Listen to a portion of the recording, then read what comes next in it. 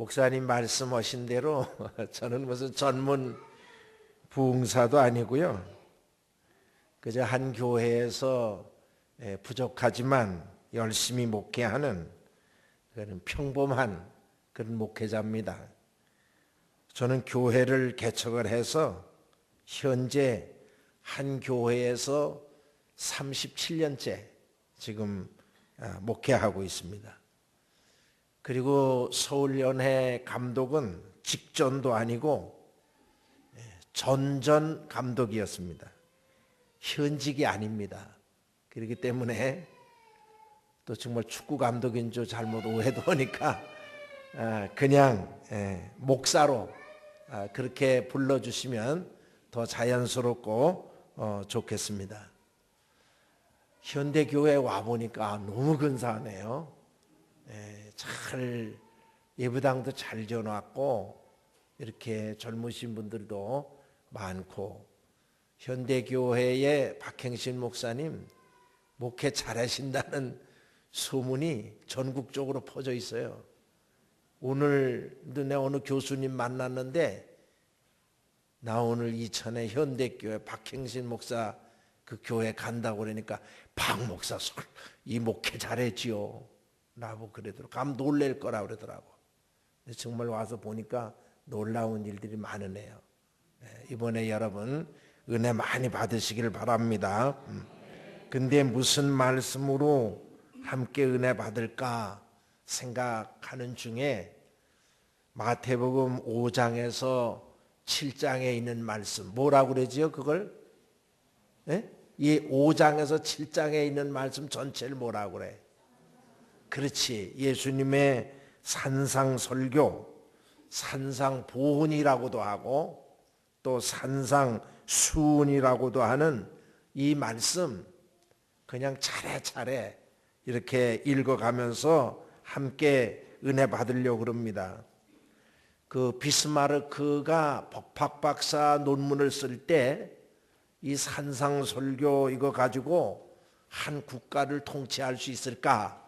그게 법학박사 학위 논문이라고 그러는데 저는 이 산상설교를 제 목회 지침으로 그렇게 삼고 있는 그런 말씀입니다. 자, 오늘 우리가 봉독한 본문을 보통 뭐라고 그러나요? 오늘 우리가 읽은 마태복음 5장 1절로 12절에 있는 말씀을 보통 뭐라 그러지요? 보통 팔복. 따라하세요. 팔복. 네, 팔복이라고 그래. 왜 그러느냐 하면은 복이 있나니 심령이 가난한 자는 복이 있나니 혹은 애통하는 자는 복이 있나니 화평케 하는 자는 복이 있나니 그 복이 있나니라고 하는 말이 8가지야. 그래서 이걸 보통 팔복이다 그렇게 말을 합니다. 근데 어떤 사람은 이 팔복을 뭐라고 그러느냐 하면 신앙의 8사다리에다가 그렇게 비유를 하니가 있습니다. 창세기 28장에 보면은 그 야곱이 부엘세바를 떠나서 하란으로 가다가 한 곳에서 돌을 베게 하고 잠을 자요. 근데 신령한 꿈을 꿉니다. 사닥다리가 땅에서부터 하늘까지 이렇게 놓여 있는데 그 사닥다리를 천사가 오르락 내리락 하는 그런 꿈을 꿔요. 그런데다가 비유를 해서 어떤 분은 이 산상설교의 팔복, 이 한 단계 한 단계 올라가면 하늘에 닿을 수 있다. 그러한 설명을 하는 거예요. 그래서 신앙의 8사다리다. 그렇게 말을 합니다. 또 어떤 이는 이것을 신앙의 8음계로 표현을 합니다. 도레미파솔라시도 8음이 잘 나와야 우리가 아름다운 음악을 할 수 있어요. 우리 신앙인들도 이 8가지 음이 잘 나오면은 그가 아주 신실한 그리스도인이 될 수 있다. 그렇게 말을 합니다. 그러므로 이 8사다리 가운데 한 칸이라도 빠져 있거나 한 음이라도 잘 안 나오면은 그건 신앙에 장애가 있다는 결과가 되는데, 우리 이번에 우리 자신을 돌아보는 그런 은혜의 시간이 되시기를 바랍니다. 자, 그러면 오늘 3절 우리 다 같이 한번 읽어보겠습니다. 시작. 심령이 가난한 자는 복이 있나니 천국이 그들의 것이며. 아멘. 뭐가 가난해요? 심령이 가난하다 그랬어. 가난하다는 게 뭐예요? 가난하다는 말은 부족하다, 모자란다, 그런 뜻이 있지요. 심령이 가난하다. 나 자신을 가만히 들여다보니까 뭐 내놓을 게 없어요. 뭐 자랑할 게 없어. 온통 그냥 부족한 것뿐이야. 그래서 나는 온통 그저 부족한 것뿐이로구나, 이런 마음을 갖는 것, 이게 심령이 가난한 거예요. 응? 그러므로 이 말은 다른 말로 말하면은 자기 부족을 아는 마음, 자기 모자람을 아는 마음, 그것이 심령이 가난하다는 거예요. 쉽게 얘기하면 그래요. 사람이 자기 부족을 알고 모자람을 안다는 건 정말 귀합니다. 계시록 3장 17절에 보면은 네 곤고한 것과 가난한 것과 눈먼 것과 벌거벗은 것을 알지 못하는도다. 몰라. 자기를 너무 모르는 거예요. 이렇게 되면은 불행하지요. 사람이 암이 걸렸는데 암인 줄 몰라. 그러다가 어느 날 덜컥 암이라는 판정이 내리면 정말 난감해요. 여러분, 지금은 나 멀쩡하지요? 나 지금으로부터 그냥 4년 반 됐네. 2007년도 8월 21일 날 내가 대장암 수술한 사람이에요. 암 수술을 했어요. 8.23 영남 선교대회라는 게 있었어요. 그때 제가 가서 사회를 맡은 사람입니다. 사회를 해야 될 사람이에요. 그래서 그 사회를 해야 되는데 사회를 못하고 영남 선교대회 개회하기 이틀 전에 서울대학 병원에서 수술을 해서 암 수술을 했어. 대장암 3기. 그래가지고 항암 주사 12번 안 맞아본 사람은 몰라. 얼마나 힘든지. 12번 머리 다 빠지고 내가 주사 바늘을 꽂고 댕기면서 내가 쓰러지면 죽으면 죽으리라 생각하고 댕기면서 설교했어요.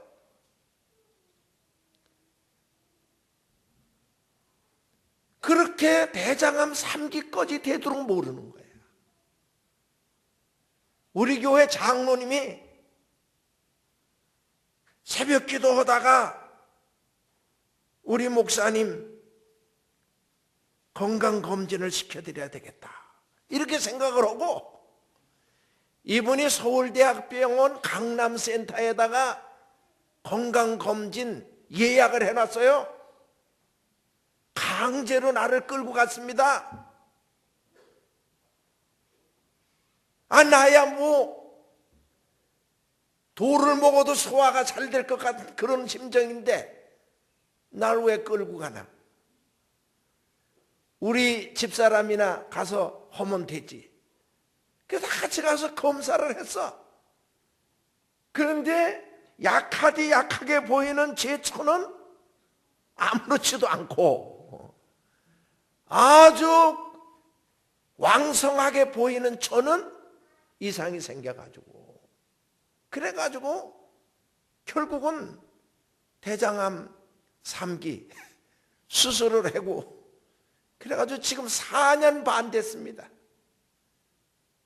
미리 발견케 하신 하나님이 살려주실 줄로 믿습니다. 깨끗해요. 지금 아무렇지도 않아. 아무렇지도 않아. 하나님 은혜로 지금 살아왔어. 자기를 안다는 게 얼마나 중요한지 몰라요. 빨리 알아야 돼. 그것도. 고린도전서 15장 9절에 보면은 사도 바울, 나는 사도 중에 지극히 작은 자라고 그랬어. 바울은 자기를 작게 생각했습니다. 그런데 어떤 이는 자기를 너무 크게 생각을 해요. 그래서 안 알아준다고 야단이야. 그러므로 사람이 자기를 안다는 거 정말 중요합니다. 사람은 자기가 병든 줄 알아야 의사를 찾고, 자기가 약한 줄 알아야 전능하신 하나님을 의지하고, 자기가 죄인인 줄 알아야 구원자를 찾는 줄로 믿습니다. 그러므로 신앙생활에 있어서 첫 번째 단계, 그것은 겸손이에요. 한 번은 어거스틴의 제자들이 어거스틴에게 물었습니다. 신앙생활에서 가장 중요한 첫 번째 요소가 뭡니까? 겸손이라고 그랬어요. 두 번째 요소가 뭡니까? 역시 겸손이라고 그랬습니다. 그럼 세 번째는 뭡니까? 겸손이라고 그랬습니다. 저는 우리가 이런저런 은혜를 다 받아야 되지만 특별히 이 겸손의 은혜를 받아야 된다고 생각합니다. 방언의 은사도 귀하고 병 고치는 은사도 귀하고 그보다 더 큰 은혜는 겸손의 은혜인 줄로 믿습니다. 여러분 이번에 이런저런 은혜 많이 받지만 특별히 다 겸손의 은혜를 받으시기를 축원합니다. 하나님은 겸손의 분량만큼 복을 주신다는 말씀이 있어요. 하나님이 1,000만 원 주시니까 너무나 감사하고 좋아하는 거예요. 5천만 원 주시니까 이번에는 더 좋아해. 그래서 이번에 1억을 주시니까 사람이 달라지는 거예요. 없는 사람 우습게 여기고 무시해. 이렇게 되면 더 이상 복을 못 받습니다. 왜? 그릇이 그것밖에 안 돼. 그래서 복을 못 받는 거예요. 그래서 한때 굉장하던 사람 쓰러지는 경우 많습니다. 정치인 중에도 있고 유명한 부흥사 가운데도 있어요. 잠언 16장 8절 교만은 패망의 선봉이요 그만한 마음은 넘어짐의 앞잡이니라. 그러므로 여러분 무엇보다 이 겸손의 은혜를 받으시기를 축원합니다. 겸손은 모든 덕의 기초라고 그랬어요. 여러분 겸손한 사람은요 화살을 맞질 않아요. 겸손한 사람은 머리를 숙이기 때문에 화살이 위로 날아가. 군대에 가면은 낮은 포복이라는 게 있어요. 팔 뒤꿈치로 막 기어가요. 그 위로 총을 아무리 쏴대도 팍 엎으려서 걸으니까 문제가 없어. 여러분 잘난 사람일수록 머리를 숙여야 되고 많이 배운 사람일수록 많이 가진 사람일수록 지위가 높은 사람일수록 머리를 숙여야 되는 줄로 믿습니다. 왜 사람들이 화살을 맞아요? 교만해서 그래요. 너무 껐떡거리기 때문에 그래요. 서울에 얼마 전에 몇 년 전에 은평구에서 국회의원 선거가 있었어요. 근데 그 이재호라고 하는 그 후보가 처음에 나왔다 떨어졌어. 근데 나중에 이제 다시 출마를 했는데 그때 어떻게 했느냐? 팍 숙였어. 90도로. 그게 유명해. 그게 90도 인사가 유명해요. 팍 숙이는데 국회의원이 됐어요. 그 부인 권사님한테 물어봤어요. 어떻게 해가지고 그렇게 국회의원이 되니까 팍 숙이니까 길이 보이더래. 길이 보이더래. 사람이 겸손해야 됩니다. 사람이 위대하게 되는 첫 번째 시험, 겸손이라는 과목이에요. 겸손이라고 하는 과목을 통과해야 큰 사람 되는 거예요. 여러분 큰 사람 되고 싶습니까? 다 겸손하시기를 바랍니다. 큰 일 하고 싶은 사람도 겸손해야 돼요. 겸손이 중요한 거예요. 겸손하면 하나님께서 크게 들어쓰시고, 그리고 이 우리가 받은 복을 오래 유지하는 것도 겸손이야. 이 복을 받는 것도 중요하지만 유지하는 것도 중요해. 이걸 금방 쏟아버리는 사람들이 있어. 이걸 유지해야 되겠는데 그 유지하는 것도 겸손이에요. 교만하면 하나님께서 금방 내치셔. 그만큼 겸손이 중요한 겁니다. 겸손한 사람은 언제나 감사합니다. 왜? 그릇에 비해서 내가 받은 복이 크다고 생각을 해요. 그래서 감사하지. 내 잔이 넘치나이다. 그릇에 비해서 받은 복이 넘치고 내가 기도한 것에 비해서 정말 이 하나님께로부터 받은 응답이 너무 큰 거야. 그래 항상 감사한 마음을 갖죠. 그리고 겸손한 사람은 이 사람을 봐도 감사하고 저 사람을 봐도 감사해. 그래 항상 행복한 거예요. 그래서 행복은 소유에 많고 적음에 있지 아니하고 그 사람 마음에 얼마나 감사한 마음이 있느냐에 따라서 측정할 수가 있는 거예요. 감사의 분량이 곧 행복의 분량입니다. 감사가 많은 사람은 그만큼 행복한 거고 감사가 적은 사람은 그만큼 불행한 거예요. 여러분 늘 겸손하시기를 바랍니다. 사람들이 왜 예수를 안 믿습니까? 다 교만해서 그래요. 하나님 없이도 살 수 있다는 거야. 그러나 자기 부족을 아는 사람, 겸손한 사람은 예수 믿습니다. 여러분도 겸손하시기 때문에 예수 믿으시는 거고, 겸손하시기 때문에 오늘 다른 일 많은 바쁜 일 많이 있겠지만 이 자리에 나와서 말씀을 듣습니다. 하나님께서 큰 은혜로 채워주실 줄로 믿습니다. 자, 이렇게 천국 문전의 마음은 겸손이에요. 이게 신앙생활의 첫 번째 단계입니다. 사람이 겸손해야 예수 믿고, 겸손해야 복을 받고, 겸손해야 천국에 들어갈 수가 있는 것입니다. 그 다음 우리 4절 다 같이 읽어보겠습니다. 시작. 애통하는 자는 복이 있나니 그들이 위로를 받을 것이며. 아멘. 뭐 하는 사람? 애통하는. 애통한다는 게 뭐야? 애통한다는 말은 운다는 거 아니에요. 운다는 거. 우는 사람을 말하는 건데, 야, 정말 세상에 웬 눈물이 그렇게 많습니까? 전에는요, 개가 깨져서 우는 사람이 많았어.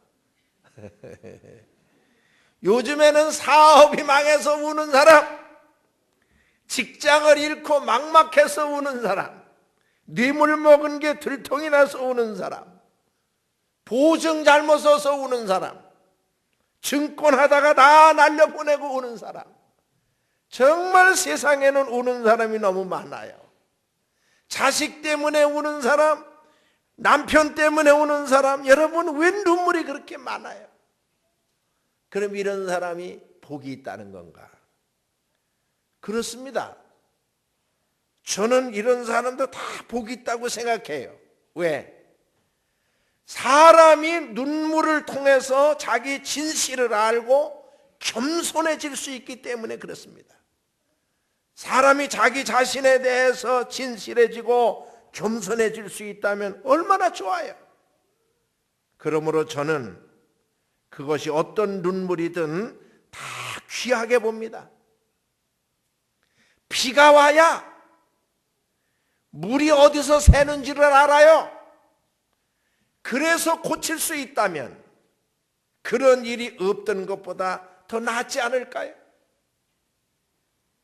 그러나 여기서 말하는 애통은 그런 세상적인 애통이 아니라 지은 죄를 깨닫고 하나님 앞에서 통회하면서 흘리는 눈물을 말합니다. 여러분, 이보다 더 값진 눈물은 없습니다. 자, 제가 한번 오늘 적으실 것도 없어 내가 다 외우게 할 거야. 그러니까 한번 보세요. 앞서 아까 천국 문전의 마음은 어떤 마음이라 그랬어요? 겸손한 마음. 이 겸손이라고 그랬어요. 겸손해야 천국 문에 들어설 수 있어요. 그럼 천국 문에 딱 들었으면 계문 제1보 그 다음에 오는 게 있는데 그게 애통의 단계가 오는 거야. 애통의 단계. 왜? 빛 대신 하나님 앞에 서게 되니까 다 드러나는 거야. 빛 앞에는 모든 게 다 드러나게 돼 있어요. 그래서 일단 겸손해서 예수 믿고 천국 문에 딱 들었으면은 바로 애통의 단계가 오는데 그게 뭐냐면 자꾸 눈물이 머리만 숙이면 눈물이 나오게 돼.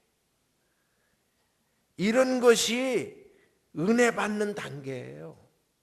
나 예수 처음 믿는 사람들 가만히 보면요, 처음 교회 나오는데 교회에 앉자마자 눈물을 흘려. 자기도 모르겠대 왜 그렇게 눈물이 나오는지. 자기도 모르는 사이에 자꾸 눈물이 나온대. 그냥 머리만 숙이면 눈물이 나오고 목사님이 설교하시면 다 들으라고 하는 것만 같고 그러신대요. 철저한 무지의 자각이야말로 인식의 출발점이라는 말이 있듯이 사람이 자기가 죄인이라는 사실을 깊이 느끼는 그 순간이 하나님과 가장 가까이 있는 상태고 내가 의롭다고 생각하는 그 순간이 하나님과 가장 멀리 있는 상태라는 것을 알아야 되겠습니다. 사도 바울이 주 48년경에 갈라디아서를 썼는데 갈라디아서 1장 1절 사도인 나 바울은 자기 사도라는 것을 강조해요. 당시 교회의 직위로 봐서 사도 그러면 가장 높다고 말할 수가 있습니다.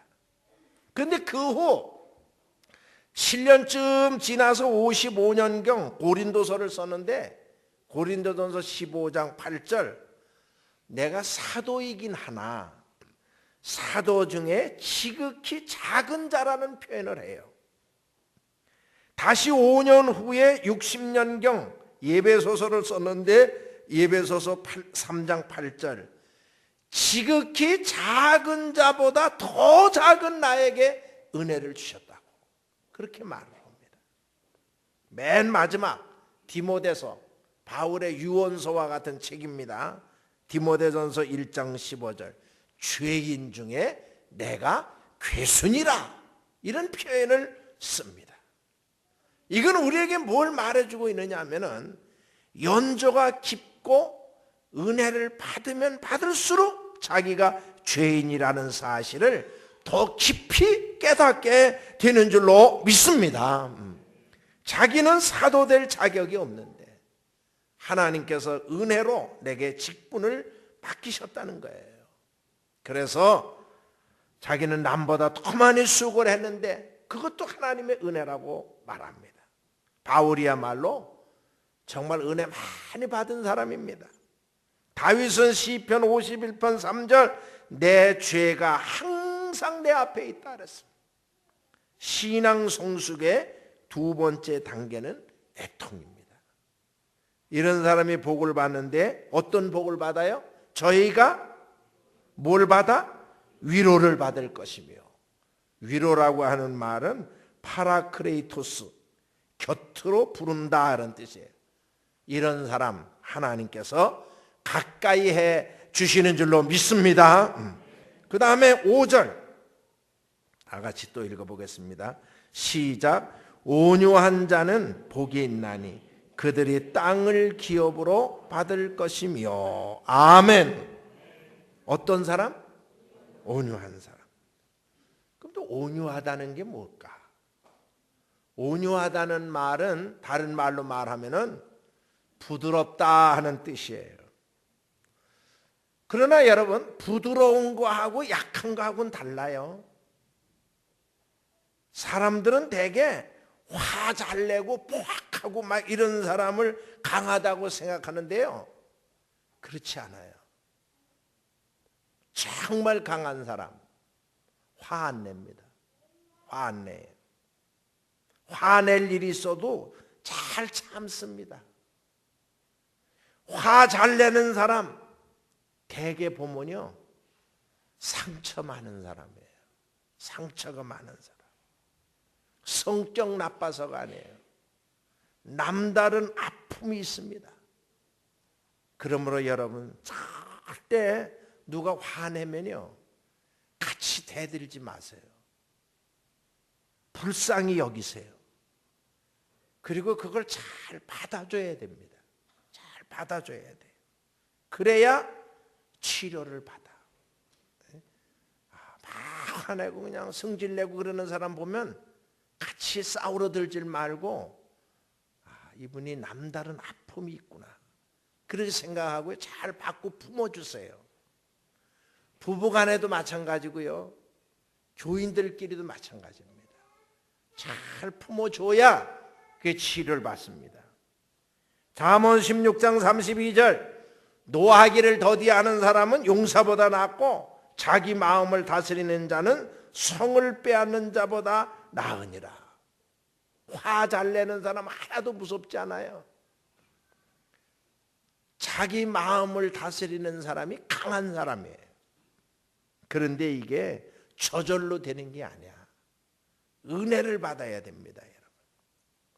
저는 이 온유는 은혜 받고 거듭난 사람에게 주시는 하나님의 선물이라고 생각합니다.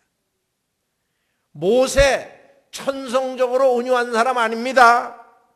그는 애굽 감독이 공사판에서 자기 동족 이스라엘을 학대한다고 주먹을 휘둘러 가지고 사람을 죽인 사람이에요. 시내산에 올라가 가지고서 계명판 받아 가지고 내려오는데 밑에서 금송아지 만들고 막 뛰놀고 하니까 화가 나 가지고 그 계명판을 내던져 가지고 그걸 깨트린 사람이에요. 성질 보통이 아니에요.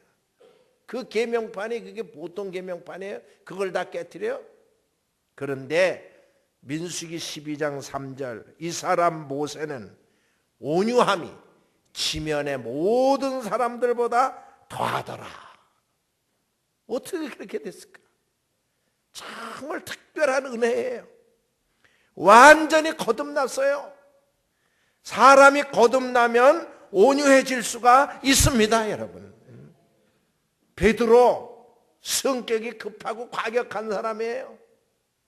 겟세마네 동산에서 칼을 휘둘러 가지고 말고의 귀를 떨어뜨린 사람이야.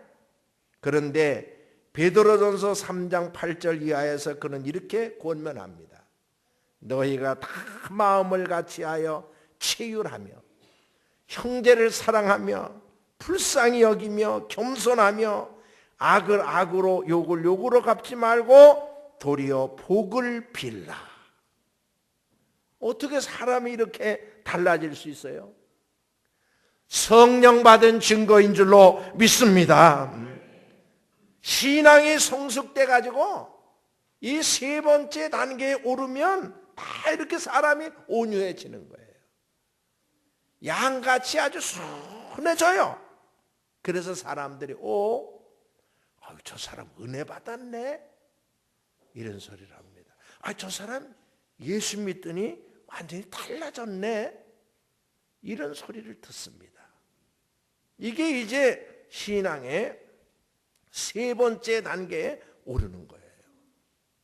앞서 천국 문전의 마음은 뭐라고 그랬어요? 겸손, 계문 제1보. 빨리 나와야지. 계문 제1보. 아니, 천국 문전의 마음은 겸손, 계문 제1보. 애통. 이렇게 사람이 자기 죄 때문에 눈물, 콧물 막 쏟아가면서 기도할 때에 내 속에 있는 모든 도끼가 다 쑥쑥 빠져나가요. 미움이 빠져나가고 혈기가 빠져나가고 욕심이 빠져나가고 그래서 사람이 온유해지는 줄로 믿습니다. 이 신앙의 세 번째 단계예요. 이런 사람은 복을 받는데 저희가 뭘 기업으로 받아요? 땅을 기업으로 받는다. 땅을 얻어. 땅 그럼 좋아하지 사람들이. 땅. 사람들이 이런 땅을 기업으로 얻는다는 말이 뭐냐? 이거는요. 사람들이 이런 사람을 다 좋아해요. 다 환영을 해. 그러니까 설 자리가 있는 거예요. 땅을 얻어.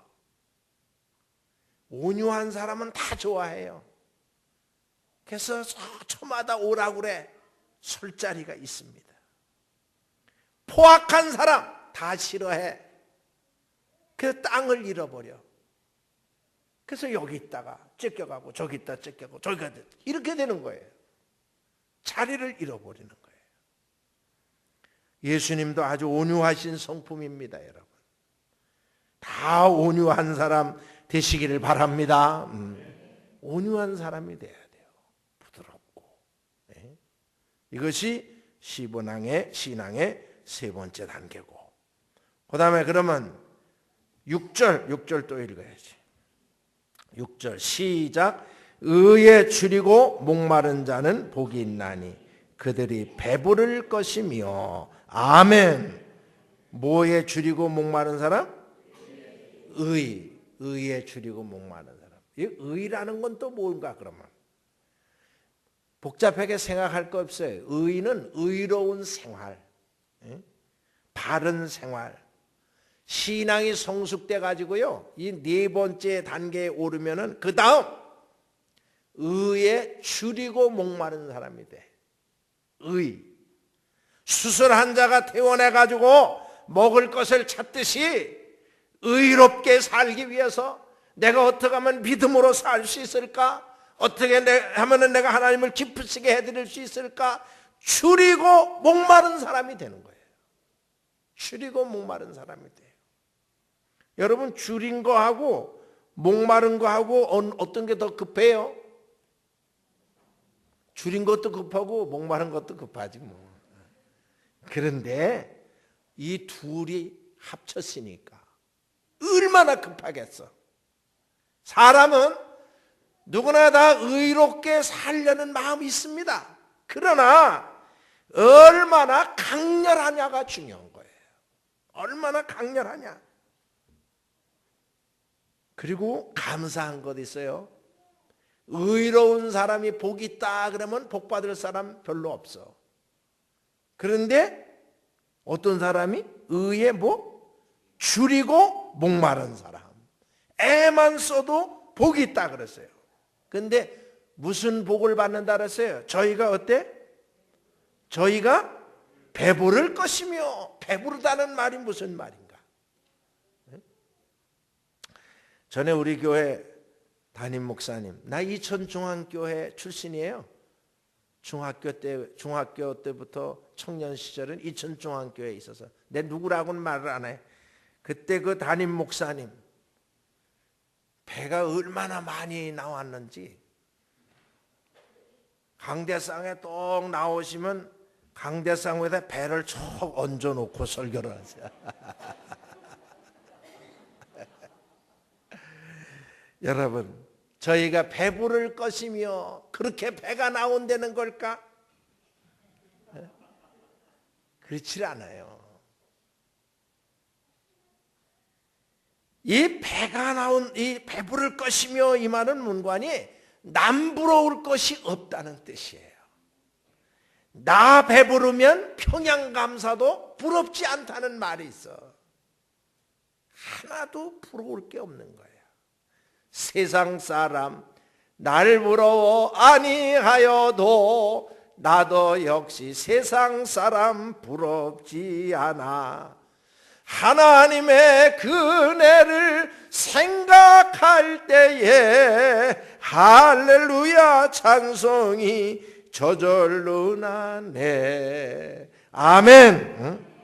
신앙이 성숙돼 가지고 이 네 번째 단계에 오르면은 내가 수입이 좋고 어려움이 있어도요 바르게 살고 깨끗하게 살려고 애를 씁니다. 그러면서도 남다른 자부심을 갖는 거예요. 아무도 부럽지 않아요. 배부름의 복을 받습니다. 이것이 신앙 성숙의 지금 뭐야? 네 번째인가? 네 번째. 예? 네 번째 단계 올라가는 겁니다. 그 다음 7절 말씀 보겠습니다. 7절 시작. 긍휼히 여기는 자는 복이 있나니 그들이 긍휼히 여김을 받을 것이며. 아멘. 뭐 어떻게 여기는 사람? 긍휼히 여기는. 긍휼히 여기는 건 또 뭐야? 긍휼히 여긴다. 이 말은 불쌍히 여긴다 하는 뜻이에요. 그렇죠? 불쌍히 여긴다. 특별히 이 말씀이 의라고 하는 말씀 다음에 온 걸 주목해야 돼요. 사람이 너무 의하면은 빡빡하고 피곤해. 나 회의 때도 보면요, 지방회니 뭐 연회니 총회니 가보면은 의자 이러는 사람이 있어. 피곤해. 그러면서 나가는 사람. 그래가지고 나가가지고서 뭐 그냥 이러고 저러고 막 그러는 사람이 있는데 그런 사람 나오면 피곤해. 여러분, 좋은 말은 공개적으로 하는 거고요, 나쁜 말, 좋지 않은 말은 마쿠에서 해결하는 거예요. 절대 사람들 여러 있는데 나와가지고 의장하면서 비판하고 그러면 안 돼요. 그런 그 어렵고 힘든 일은 뒤에서 다 하는 거고 앞에서는 좋은 말을 해야 되는 거예요. 근데 이걸 잘 할 줄 모르더라고. 너무 그러지 말고 긍휼이 있어야 되는 거예요. 의와 긍휼, 공의와 사랑, 수레의 두 바퀴와 같아요. 언제나 이건 나란히 가는 거예요. 그런데 꼭 알아야 될 거 있어요. 나 자신에 대해서는 의를 적용하지만 다른 사람에 대해서는 긍휼을 적용해야 되는 거예요. 절대 여러분 눈에 거슬리고 잘못하는 일이 있어도요 너무 따지지 마세요. 너무 따지지 마. 긍휼히 여기세요. 불쌍하게 생각하세요. 여러분, 그럴 수밖에 없는 이유가 있을 겁니다. 세상에 여러분 불쌍하지 않은 사람이 있어요? 저 한번 보세요. 남편을 봐도 불쌍하고, 아내를 봐도 불쌍하고, 자식들을 봐도 불쌍하고, 이 사람을 봐도 저 사람을 봐도 다 불쌍해요. 사실 세상 산다는 자체가 불쌍하다고. 우리가 불쌍히 여기는 마음을 가져야 돼요. 하여간 의는 나 자신에게 적용을 하고요, 남에게는 긍휼, 불쌍히 여기는 마음이 있어야 되는 거예요. 신앙이 이 단계에 오르면요, 우선 사람 눈이 달라져요. 사람 보는 눈이 달라집니다. 전에는요, 사람을 보면 남을 무시하는 눈으로 봤어. 옆으로 본다든지 무시하는 눈으로 봤는데 은혜 받고 나면 그렇지 않아요. 사람을 이해하고 불쌍히 여기는 눈으로 바꿔지는 거예요. 그래서 모자라는 사람, 이 모자라는 사람을 볼 때 내가 이 사람 어떻게 도와줄 수 있을까? 이런 생각을 하게 되는 거고요. 잘못하는 일을 볼 때 나무라기 이전에 내가 어떻게 힘이 될 수 있을까? 이걸 생각하게 되는 거예요. 눈이 달라지지요.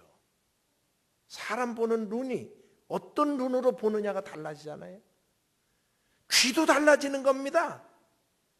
자비한 귀를 가지셨던 예수님, 맹인 거지 바디메오의 그 부르짖는 소리를 들으셨어요. 근데 냉정한 귀를 가졌던 제자들 그걸 소음으로 들었어. 시끄럽다고 가만히 있으라고 그랬어. 마찬가지예요.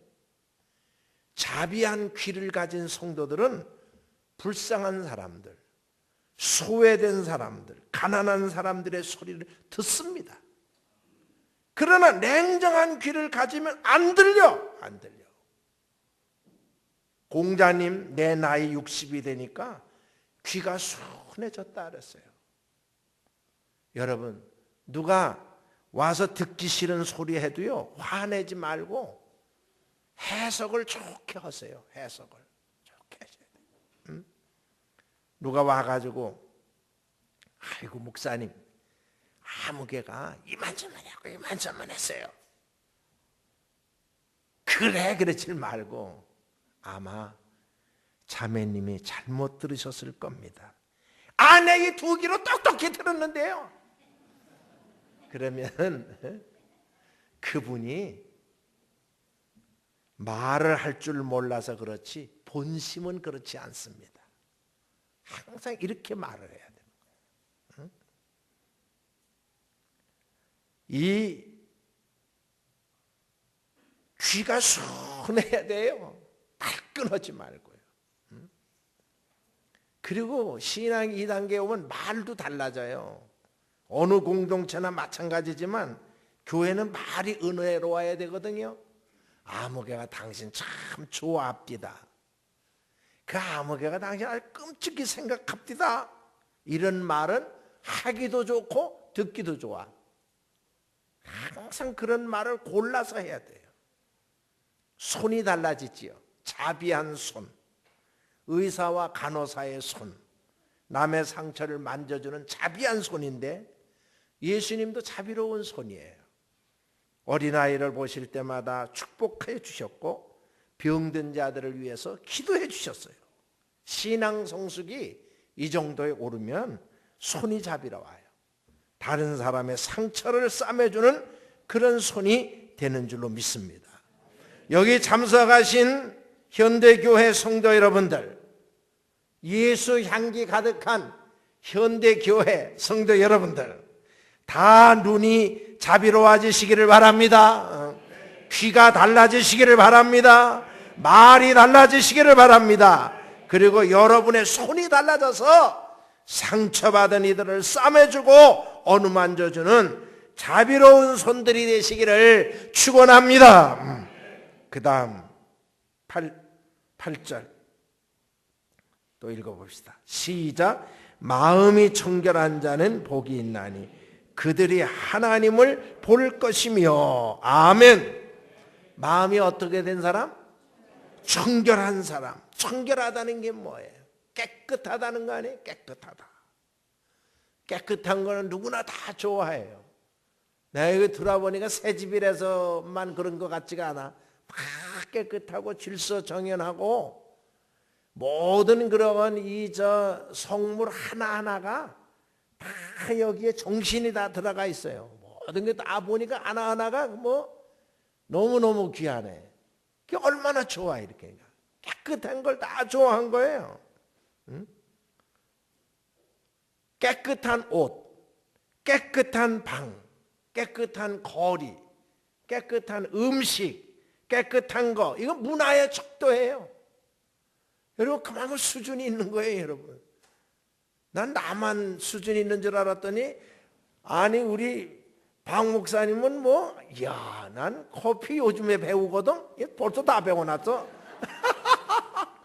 야, 완전히 수준이야. 이거 뭐 서울 산다고 이거 아무것도 아니야. 야, 깨끗한 게 이게 문화의 척도거든. 지저분하고 더러운 거 다 좋아하는 사람 없어요. 여러분, 청결의 반대가 뭐예요? 청결의 반대는 뭐야? 불결이지 뭐. 불결은 또 뭐야? 섞이지 않을 게 섞이면 불결이야. 물이 불결하다. 물에 각종 먼지나 오물 이런 게 들어가 있으면 불결한 거예요. 그럼 마음이 청결하다. 뭘까 그러면 마음이 청결하다. 내 속에 각종 더러운 것이 섞이지 않은 깨끗한 마음. 다시 말해서 예수로 충만한 마음. 다른 것이 들어오지 못하도록 예수로 충만한 마음, 이것이 청결한 마음인 줄로 믿습니다. 그런데 우리 속에 음란, 호색, 우상숭배, 분쟁, 시기, 욕심, 미움 이런 것들로 가득 차면 불결한 거야. 지저분한 거야. 마음이 더러워지는 거예요. 그러므로 마음이 청결해지기 위해서 우리 마음을 더럽히는 사진이나 음악이나 그림이나 책이나 이런 것들을 없애야 돼요. 그래야 마음이 청결하고 하나님을 볼 수가 있습니다. 마음이 청결하다는 말은 그런 더러운 것들이 우리 속에 들어오지 못하도록 예수로 충만해 있는 상태를 말합니다. 이런 사람은 예수를 높이는 찬양을 하게 되는 것이고 예수를 전하게 되는 것이고 예수님처럼 생각하고 예수님처럼 말하고 예수님처럼 행동하게 되는 줄로 믿습니다. 그게 마음이 청결한 거예요. 더러운 게 들어오지 못하는 거죠. 그 다음 화평케 하는 자 몇 절이야 지금? 9절 시작. 화평하게 하는 자는 복이 있나니 그들이 하나님의 아들이라 일컬음을 받을 것이며. 아멘. 뭐 하는 사람? 화평하게 하는 사람. 평화를 만드는 사람. 평화를 만드는 사람. 신앙이 성숙돼서 이 단계에 오르면요, 이런 사람은 어딜 가든지 평화를 만들어요. 평화에 도움이 되는 말을 하고 행동을 합니다. 네? 이제 앞으로 제가 이제 시간 가면서 또 설명을 드리겠습니다만은 평화를 만들어요. 여러분, 하나님의 아들 예수 그리스도 평화를 위해서 평화 만들기 위해 오신 분이에요. 하나님과 인간 사이에 막힌 담, 이 죄의 담을 허시고 사람과 사람 사이의 담도 다 헐어버리시고 그래로 오셨어요. 난 제가 살고 있는 서울의 나는 월계동에 살고 있는데 거기 조금 더 삼육대야 육사 있는 쪽으로 가면은 그 동네 이름이 뭐냐면은 담터라는 동네가 있어. 담터전인지 뭔지는 몰라. 난 나름대로 해석을 해가지고 그 동네를 좋아해. 담터. 담이 없는 거야. 얼마나 좋아. 담을 터버리니까 참 좋은 거 아니에요? 담터되는 거. 네? 너무나 좋은 거지. 그렇게 하나님께서 이렇게 모든 담을 허시고 하나님과 우리 사이에 평화를 위해 오셨고 또 우리에게 화목해 하는 직책을 주셨어요. 그래서 우리는 평화를 만들면서 살아야 돼. 평화를 만들면서 살아야 돼. 그런데 우리가 화평을 만들기 위해서 어떻게 해야 되는가? 성경에 보면요, 우선 말쟁이가 없어져야 된다 그랬어요. 잠언 26장 20절에 보면 나무가 다하면 불이 꺼지고 말쟁이가 없어지면 다툼이 그치느니라. 그러니까 말쟁이가 없어져야 평화가 돼요. 어떤 이는 가만히 있다가 분쟁만 생기면 갑자기 바빠지는 사람이 있어. 그냥 여기저기 말을 쳐내는 거요. 전화통에 불나. 이건 불 붙는 집에 키질하는 격이야. 여러분, 분쟁 생기면요, 절대 입을 다물어야 돼요. 분쟁이 생기면은 절대 사람한테는 입을 다물고 하나님 앞에만 입을 열어야 되는 줄 믿습니다. 그래야 하나님이 해결해 주시는 거예요. 그런데 화평케 하는 사람은 누구 아들? 하나님의 아들. 그럼 화평을 깨는 자는 누구 아들일까? 이건 마귀 아들이지 뭐. 마귀 아들.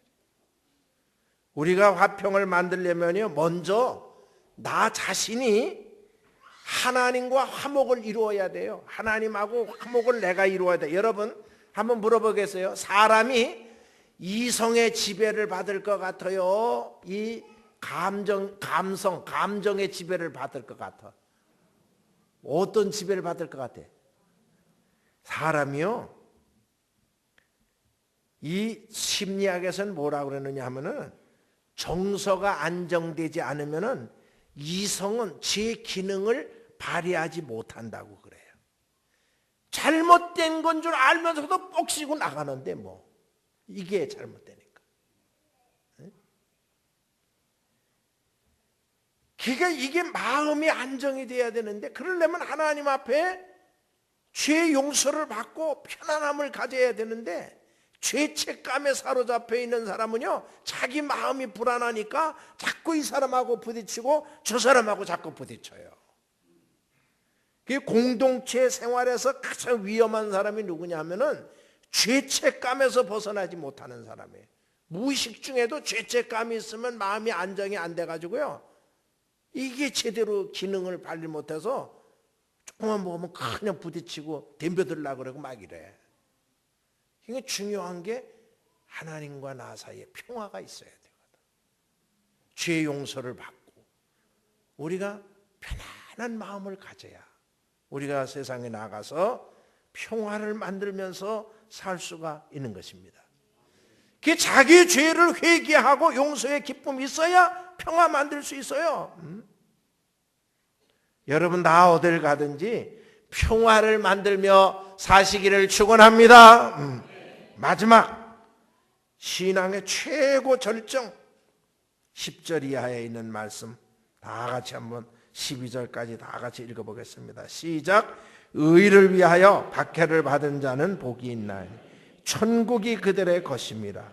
나로 말미암아 너희를 욕하고 박해하고 거짓으로 너희를 거슬러 모든 악한 말을 할 때에는 너희에게 복이 있나니 기뻐하고 즐거워하라. 하늘에서 너희의 상이 큼이라. 너희 전에 있던 선지자들도 이같이 박해하였느니라. 아멘. 마지막 신앙의 최고 절정, 의를 위해서 박해받고 예수 위해서 고난받는 걸 기뻐한다고 그랬어요. 여러분, 의를 행하는데 왜 박해가 와요? 흑인 나라에 백인 한 사람이 갔더니 사람 아니고 귀신이라면서 돌로 치더래요. 까마귀 사는 곳에 백로가 가니까 새가 아니라고 내쫓았대요. 왜 의로운 사람이 박해를 받습니까? 세상은 검은데 의인은 너무 희기 때문에 신앙이 2단계에 오르면 세상의 빛을 비추며 살게 돼. 추한 것들이 드러나요. 그래서 싫어하고 시기하고 미워하고 박해하는 일이 생길 수도 있습니다. 다니엘이 왜 사자굴에 들어갔어요? 너무 결백하고 의로워서. 요셉이 왜 억울하게 감옥살이를 했습니까? 그의 생활이 너무 밝아서. 가인이 왜 아벨을 쳐 죽였어요? 자기가 드린 제사는 하나님이 안 받으시고 아벨의 제사만 받아주셔서 그래서 아벨을 싫어하고 시기하고 마침내 돌로 쳐서 죽이는 일이 있었어요. 바리새인들이 왜 예수님을 십자가에 못 박습니까? 너무 흠과 티가 없어서.